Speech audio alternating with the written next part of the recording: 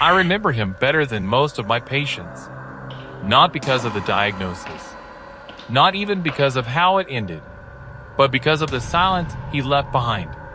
He came in on his own. No referral, no police escort, nothing.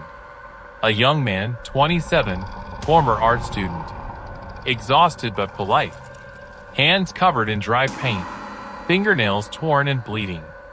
He told me his name was Nathan Cole.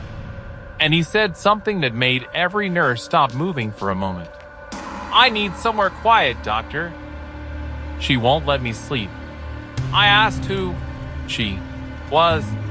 He said, "The painting." Nathan explained that for months he'd been trying to finish a portrait of his fiancée, a fellow art student who had died in a studio fire. He blamed himself for it. He'd left a candle burning near the solvent. Ever since then, every time he tried to paint, he said he could hear it. Not voices, not words, just a low hum, like fire still breathing somewhere he couldn't find.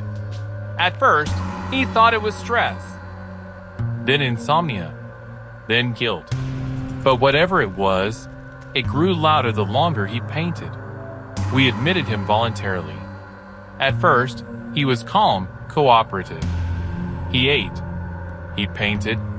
But every time the brush touched the canvas, his hands would start shaking. He told me, "I don't want her to look alive, but she always does." I looked at his sketches. Dozens of portraits of the same woman, but every single one was missing the eyes.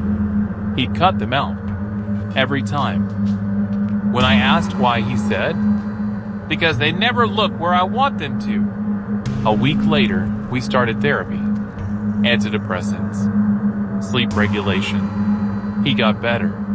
Or at least, it looked that way. Then one morning, he asked for paint and a canvas. Said he wanted to paint silence. I thought it was progress. I signed the request. That night, a nurse found him sitting on the floor of the art room. Canvas in front of him. Still blank. Paints unopened. Brushes dry. When she asked if he was okay, he said, "I'm done." He went back to his room and swallowed a full bottle of sedatives. He left a note. 2 sentences. "I don't want to hear her breathe anymore. I don't want to see those empty eyes." The report said suicide, depressive episode. My notes said emotional exhaustion due to trauma. But I don't think he wanted to die. I think he just wanted the noise to stop.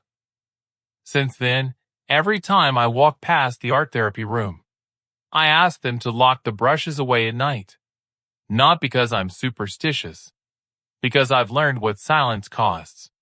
If you've made it this far, don't stop now. Watch at least until the middle. That's usually where the truth starts to show.